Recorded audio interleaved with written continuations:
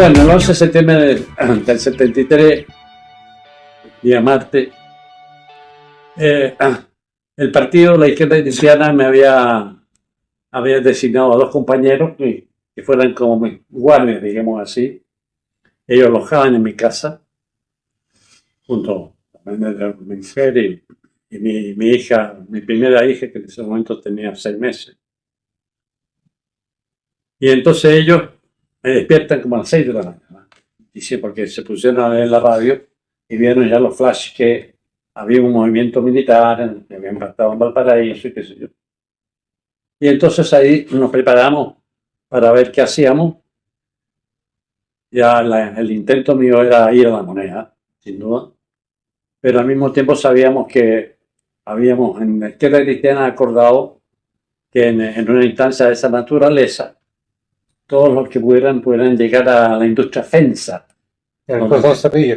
En el Cordón Cerrillo, exactamente. A los llamados cordones industriales. A los llamados cordones industriales, se llaman cordones cerrillos, una fábrica que había sido intervenida. Entonces mi intención era, sin embargo, ir a La Moneda. Me parece que como ministro yo debería ir a La Moneda.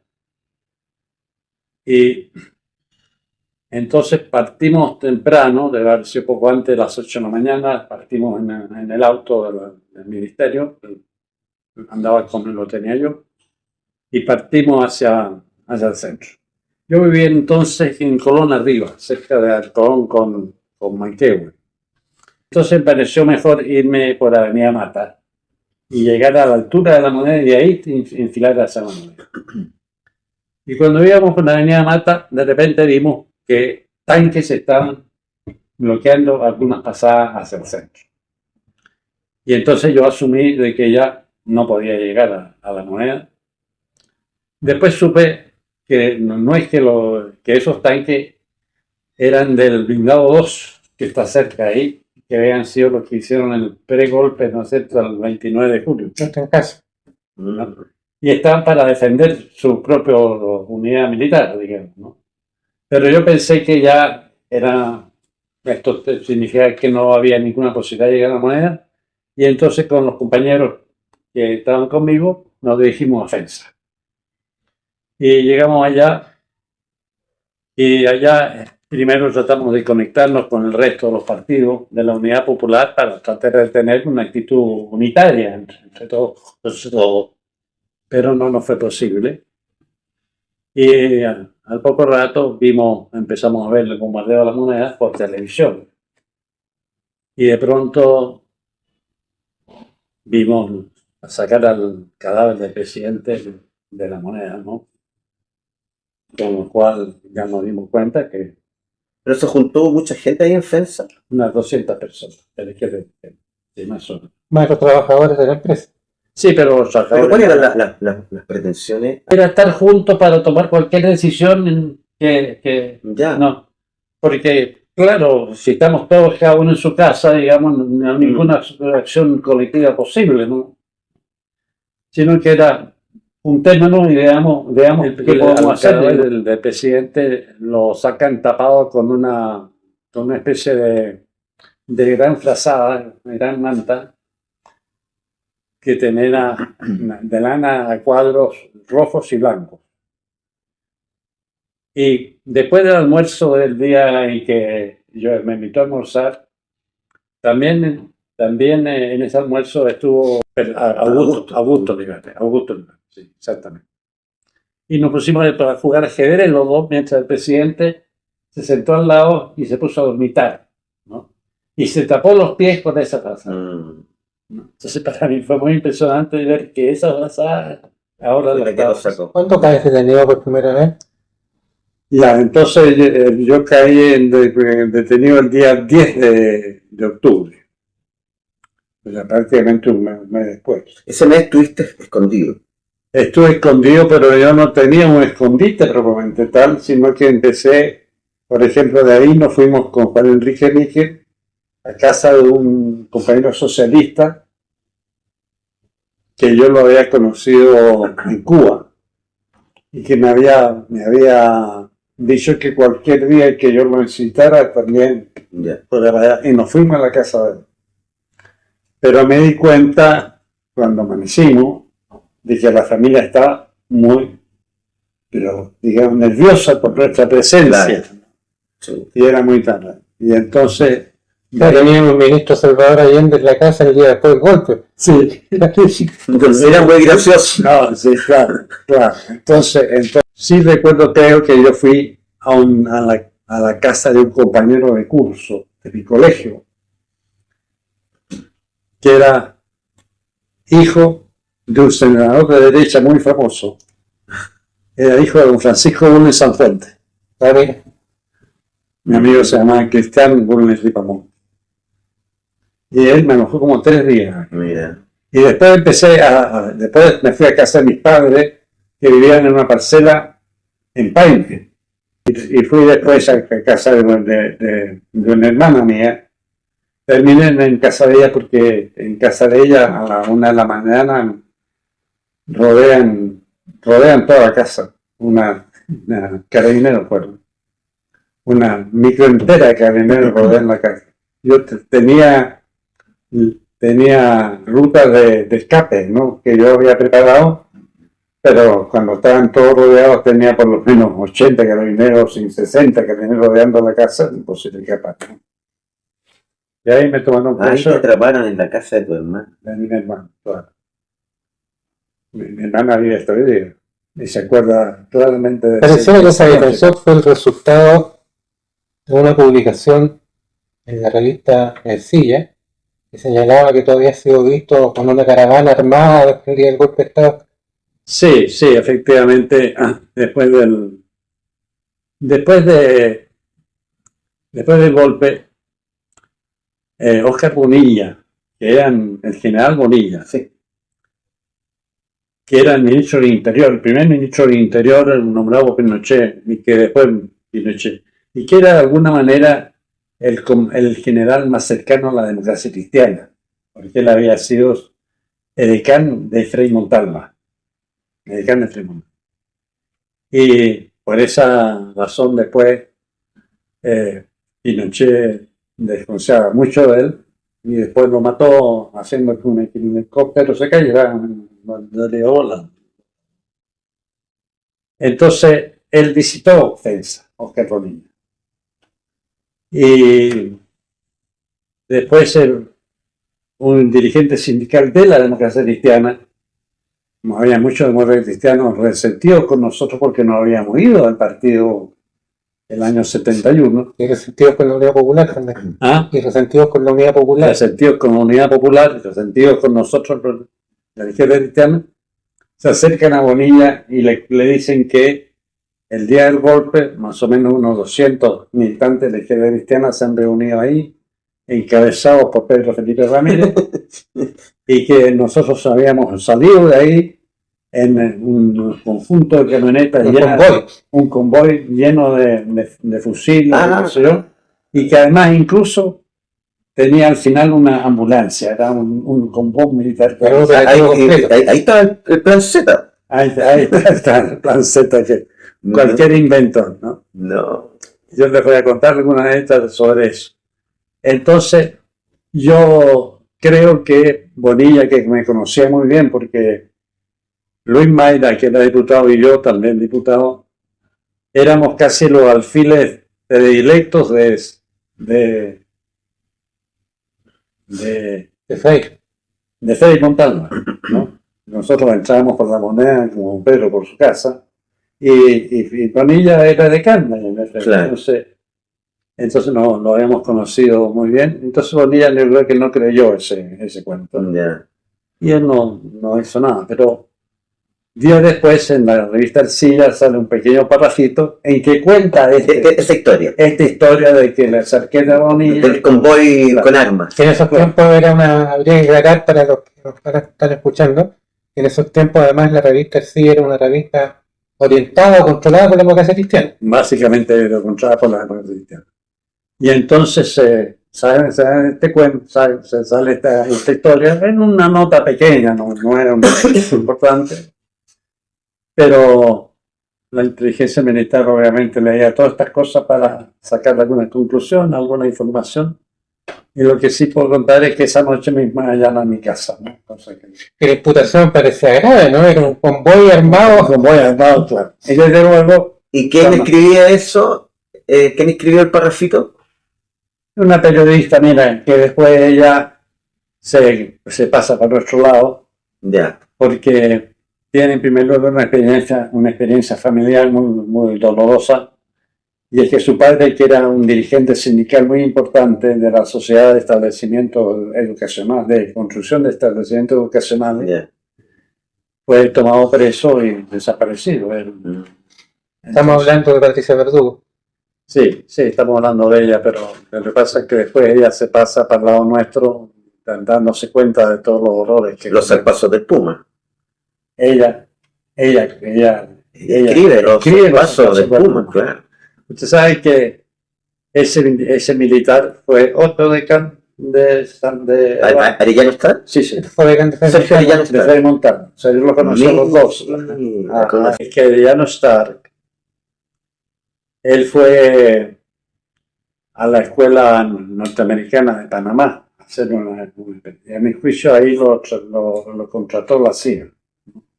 Lo capturó, lo captó la CIA.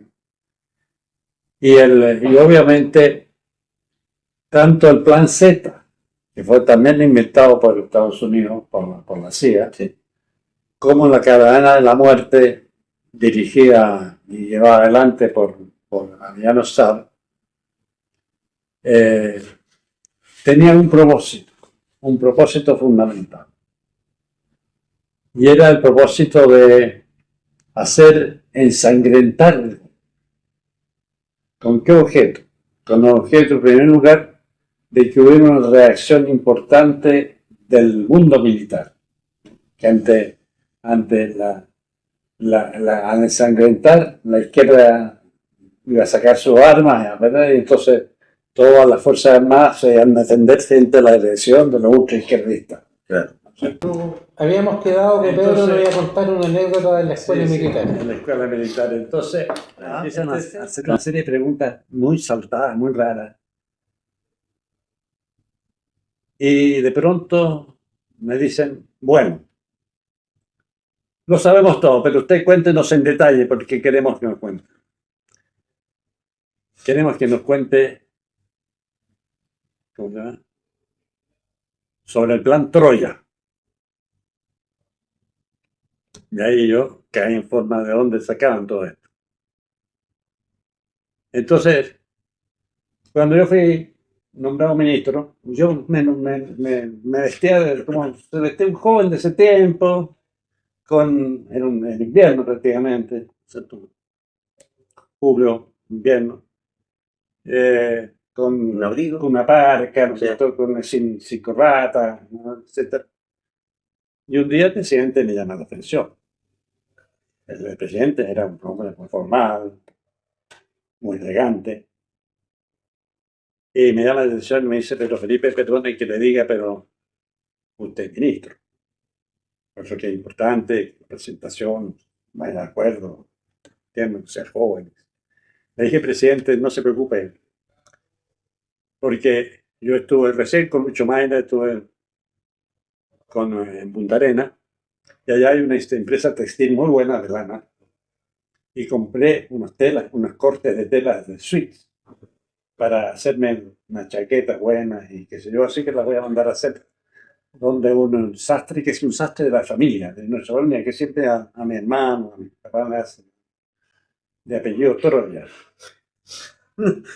Entonces ahí me di cuenta que estos tipos lo que pasa, estaban haciendo preguntas porque me habían sacado el directo de cheque. Son todas las naciones de cheque, tenían los cheques y entonces estaban preguntando y preguntaron Troya de repente, entonces plan Troya. Y entonces yo les contesto y les digo, ¿Habías financiado el plan Troya tú con el cheque? no sé, cuéntenos, lo sabemos todo, pero usted. Entonces yo le respondo y le digo, Troya no es un plan, es un sastre. Y les cuento la historia. Pero lo interesante fue que cuando yo lo veía como hacían todo el esfuerzo para no reírse, porque no podían echar la Claro, chacota. Entonces claro. me levantó él desde el primer piso donde estaban Sí. interrogándome, me llevó al cuarto, me llevó a la pieza, hizo pasar al guardia que estaba en la puerta, digo que se sentara delante de mí, que yo me sentara y el tipo pasara bala, no me dejara dormir toda la noche y tampoco era bueno. ¿Saben quién era ese tipo? ¿Quién? Miguel Caso. No Sí, conociste a Miguelito. sí, lo conocí en ese. O sea, Él- era brutal desde No el te, no, primer no, día. ¿cómo haces la relación después? Porque lo viste solamente una vez. No, sí, ¿Cómo haces? lo vi más veces. Yo Ah, así, ¿por qué? te Pero siempre en quedaste. la escuela militar, no, siempre en la escuela militar. Ya, Porque yo en la escuela militar estaba solo en la pieza. Una Ya. pieza con un baño interno, o sea, solo éramos 5 los que estábamos en ese momento, porque los otros ya estaban en Dawson. Estaba Luis Corralán, estaba Anselmo Zule, Julio Estuardo, y estaba también el Temuco, ¿cómo se llama? Que hoy día vive, era diputado, Camilo Salvo. Éramos 5. Cada uno estaba en una pieza distinta. Hermano Corralán que lo tenía en un baño abajo, ya. ¿no? Pero otro. Y entonces yo estaba aburrido todo el día. En primer lugar nos levantaban súper temprano. Nos levantaban temprano. Teníamos que a las 6 de la mañana. Nos levantaban como si fuéramos conmigo. Y estábamos listos a las 6:30 y teníamos que esperar hasta las 8 que nos traigan el desayuno. Ya. Y bueno, entonces yo, no sé, a pesar de que me habían quitado todo, me quitaron el reloj que me había regalado mi suegro. Era un Omega maravilloso de lo antiguo, ¿no? No esto de cuarzo, sino que de Sí, mecanismo, sí. qué sé yo. Y que me lo quitaron y después nunca lo devolvieron. Se quedaron ellos con el reloj. Entonces, me dejaron pasar unos chicles. No sé, yo nunca fui muy partidario de los chicles, pero parece el hecho es que con los chicles yo hice la figura de un ajedrez. ¿No? Entonces yo jugaba ajedrez conmigo mismo, cosa que había hecho siempre conmigo Ya. mismo. Y un día entró este Krasnov a la pieza y vio esto. ¿Y qué es esto? Pues me dijeron, me acuerdo para entretener mi papel, y lo hago con todo y lo hago todo. Y después lo hizo por segunda vez, porque yo hice, y después ya no hice más de esas cosas para que me agote más. Ahí lo vi por primera vez. La vez que lo vi más agresivo fue. ¿Y cómo tú sabes el nombre? ¿Ah? ¿Cómo se sabe el nombre? Cuando tú eres prisionero, ¿cómo tú sabes el nombre de...? No, en ese momento no sabía cómo se llama. Ya, perfecto. No, supe después, porque Claro. vi la fotografía del tipo. Ya. El tipo se hizo famoso. Además, se hizo famoso, entre otras cosas, porque para el día del golpe, bueno, podría contar muchas cosas del día del golpe, más que no son. Para el día del golpe, la única unidad militar que en Santiago sale al golpe, ¿sabes quién es? La escuela militar. Y salen los alféreces. ¿Sabes dirigido por quién? Por caso. Carlos era un tipo que odiaba a los comunistas porque él era descendiente del ruso judío, ¿no? Que el abuelo había sido asesinado en la guerra. Él era de las guardias blancas anti-bolcheviques, ¿no es cierto? Y como perdieron O la sea, él guerra, cuenta que los bolcheviques lo mataron. claro, él cuenta. Era defensor Entonces de... él tenía esa Claro. herida histórica ahí, y él para que matar comunistas. Por eso que el tipo tiene, ¿sabes tú cuántos años tiene? Como 1000. 920. Porque sabían que al día siguiente me llevaban a la Academia de Guerra Aérea. ¿No? La Academia de Guerra Aérea. La Academia de Guerra Aérea es donde habían estado presos y torturados. Y se creó la Academia de Guerra Aérea para eso, ¿no? Cuando descubren que se había organizado previamente un grupo de oficiales y suboficiales que querían resistir la participación de la aviación en el golpe de Estado. Y entre ellos cae el general Alberto Bachelet. Entonces, cuando yo llegué ya a esa unidad, si bien es cierto, estaba especializada y había nacido en la represión a los aviáticos, antigolpistas, ya también estaba sirviendo para poder torturar a otros, porque no tenían en todas partes tenían unidades con posibilidades con algún entrenamiento de tortura. Entonces por eso me llevaron para allá. Y yo cuando entro allí empiezo a sentir quejidos. Desde luego yo estaba, desde antes de salir de la escuela militar, me daron la vista. O sea, yo no sabía. No sabías para dónde te llevaban. Claro, yo tenía solamente el sentido de orientación por las vueltas que daba la camioneta que me llevaba, ¿no? Yo sabía que estábamos yendo como hacia la cordillera, ¿no? Y me parecía que era como las Condes arriba, como efectivamente la cadena lleva al estado. Pero no sabía nada más. Entonces, la primera cosa que te permite sentir algo, en el fondo es el ruido.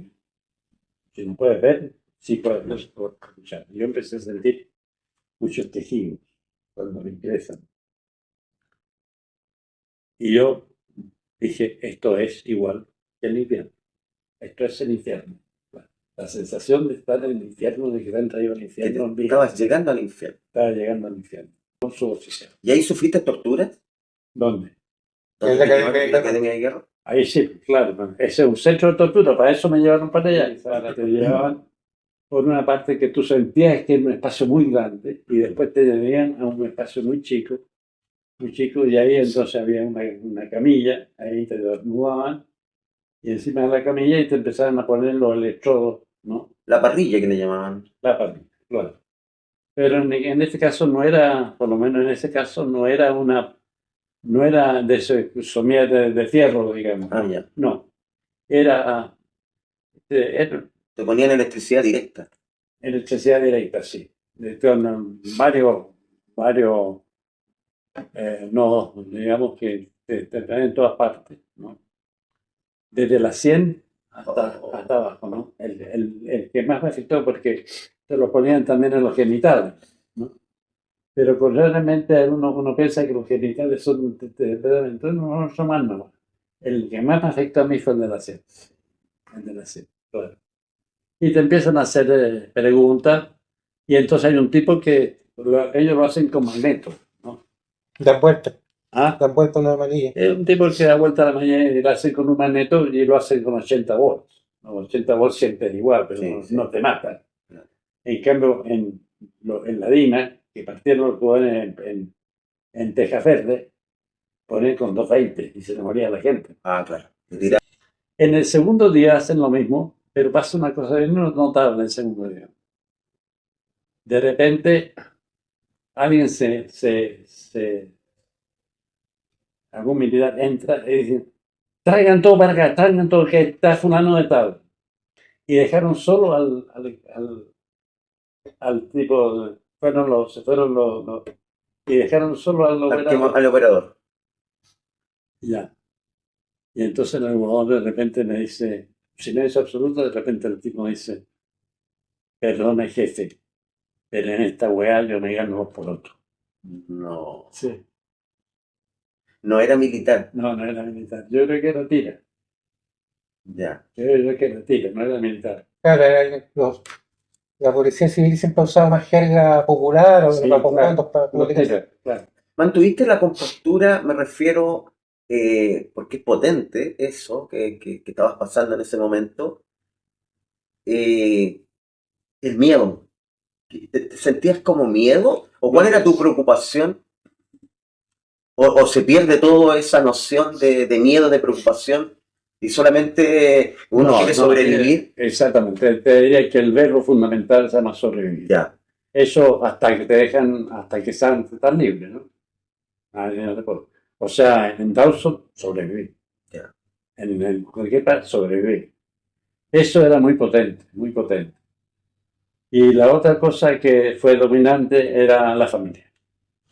Pensar en la familia. Mi mujer, Tu segunda hija nació mientras estabas en prisión. Claro, después. Entonces, bueno, pero la segunda viene, y la otra que fue, es que no sé si fue en la segunda también, y que sacó un medio.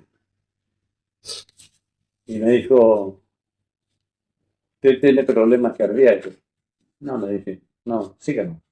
No, no. ¿Cuál es el recuerdo que no solamente histórico y político, sino tu recuerdo humano del presidente Salvador Allende?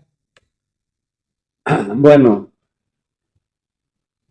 Allende yo creo que desde muy temprano supo que, no es que supo que iba a morir, no, no.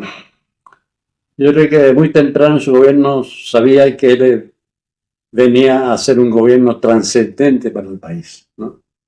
Que él no, su programa y su vocación, digamos, era efectivamente hacer una transformación estructural muy importante, que se radicaba básicamente en la nacionalización del cobre, en la profundización de la reforma agraria, en la aniquilación de los monopolios fundamentales del mundo industrial y comercial, y en la creación de un nuevo orden social, ¿no es cierto?, sostenido en los trabajadores y en un Estado fuerte que pudiera al mismo tiempo apoyar